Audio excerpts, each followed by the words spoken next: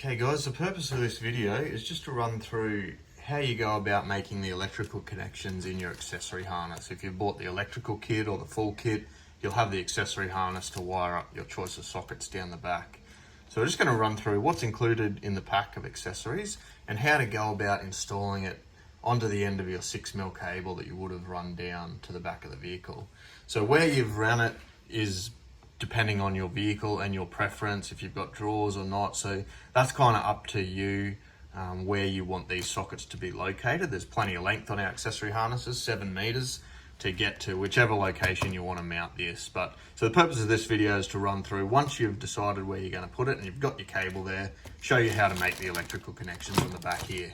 So the first thing we're going to do is, let's just open up this pack, run through what's in there. The first thing you're going to see is a pack of cable ties. You've got 20 cable ties there. You're going to see a bag of accessories to aid with the install and also your fuses. Now it's important that when we're doing this part of the install, we haven't installed our fuses up the front. So we don't want any power to be on this cable. We don't want that fuse holder to be even connected to the auxiliary battery at this point. We want to do all of this before we connect to the auxiliary battery. So there's our bag. And then we've got 2 sockets in this one. So this particular one, cigarette lighter and a USB, but basically it's all the same, just your choice of sockets in the rear. But you'll notice on one of these, on the USB socket in this instance, is a piggyback lead that basically is designed to connect those sockets together. So we're going to basically join our 6mm cable onto this one and connect these to the back of that socket. And I'll just show you an easy way to do that. So firstly, what we're going to do, once we've got our 6mm through the hole, the location that we want our sockets to be, and the only reason we've left these 2 yellow terminals off at this point is just to make it easier for you to get this cable to where it needs to be. Otherwise, if we had those on there, it might be hard to get through certain holes. So this is really the only electrical connection in the entire kit that needs to be done.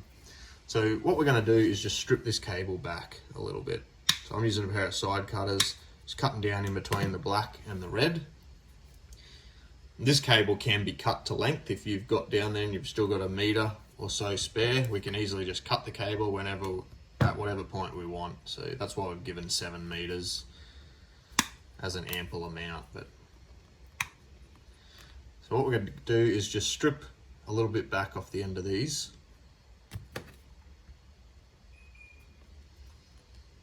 And I'll show you, if we get our yellow terminals out, there's a simple way of just telling how much of that cable you should be stripping out. So you can see our yellow terminal, we want to feed our wire up to this point, that little ridge. So if you lay it aside, you basically want the copper to touch that ridge up there, and you want to strip enough so that the copper is inside that flange. As you can see where the end of that steel is, you want to basically be there. So I've done enough now that I just know exactly how much to take off, but that's perfect. So now what we're going to do is just strip those. We're going to sit that terminal onto the end like so, and that's fit perfectly. And then with a pair of crimpers, if you've got a pair of crimpers, then perfect. We're going to crimp that in the yellow eye. If you don't have a pair of crimpers, you may be able to get away with something like a pair of pliers. Some pointy nose pliers, some electrical pliers, fencing pliers, tools such as that, even maybe something like a pair of multi-grips. We just basically want to crush this, and once we've done that, we're going to give it a pull and make sure it stays on. So I'm just going to use the crimpers because we've got them. So basically, maybe if we bend that black one out of the way for now, if we crush this terminal down using our crimpers, and then just make sure that we have got a good connection. So that's pulling hard on that, it's not coming off, so that's good. I'm just going to go and do the same on the black.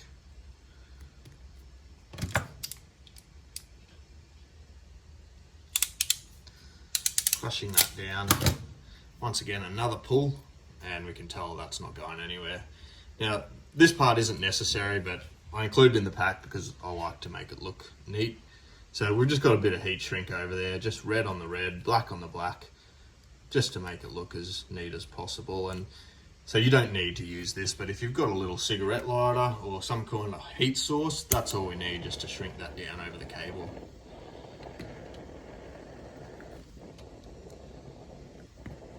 that. So we can just leave this cable aside for now, and we're just going to prepare our sockets as the next step. So basically, a little trick to doing this is the socket that the cables aren't connected to, so in this case it's our cigarette socket here. We're just going to undo this collar on the back, and that may require pushing with your thumb just to allow you to be able to release that collar, pushing with your thumb on the front. What that's going to do is just allow us to push that socket out of the housing and just give us more room to play with in here. Because what we want to do is, we see the little tabs on the back of our accessory sockets, we basically want them to be pointing away from each other. So we want one pointing out that way and the other one pointing out that way, rather than them pointing in and too close to touch. So what we want to do is look on the back of every plug, no matter what plug you've got, you'll see a positive. You can see the positive there, and the opposing other one will have a negative symbol, which you can see right there, right next to the terminal. So there's a negative, there's our positive.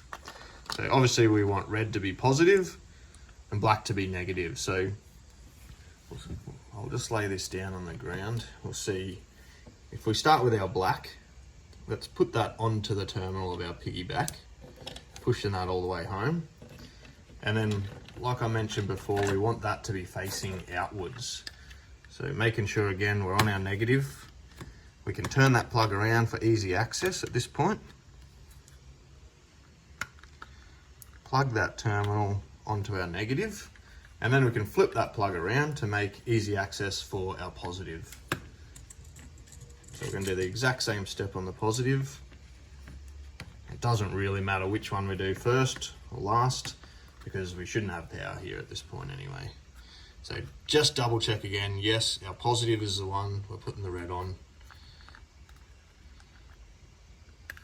Push our terminal home. So that's given us plenty of room. What we do now is just tuck our excess down inside the housing,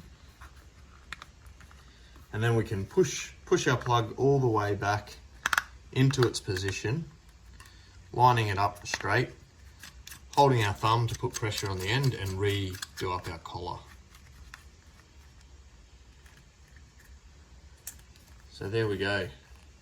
That's what it's going to look like in the back. If we've come through plastic here, say we've drilled a hole, come through, now it's time that we can basically mount that onto the side of our vehicle, mounting it down. If we've come up a tray, you may want to take a little nick out of there just to allow our cable to come out. Once again, you can fold the excess in like that